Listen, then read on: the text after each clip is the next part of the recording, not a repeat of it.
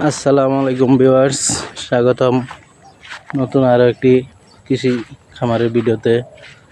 তো আজকে আবারও চলে এসেছি আলী ভাইয়ের খামারে। তো এই দেখতে পাচ্ছেন উপাসটাতে নতুন করে সিম গাছ লাগানো হয়েছে। তার পাশে আছে লাউ ক্ষেত, লাউ ক্ষেতের পাশে ভাইয়ের সিম ক্ষেত। আর এই দেখেন পানির পাইপগুলো কত সুন্দরভাবে দেওয়া আছে। তো এই যে এটা হচ্ছে ভাইয়ের লাল শাক ক্ষেত। শাকের ফাঁকে যে ড্রেন আছে, ড্রেনে কিন্তু প্রচুর ঘাস হয়ে গেছে। এই যে লাল শাক কত সুন্দর হয়েছে লাল শাকগুলো। তো এই পাশটাতে বাইরের লাল শাক ক্ষেতের করে আছে, দেখেন এই যে ক্ষেতের মাঝখানে কিন্তু পানির পাইপ দেওয়া আছে।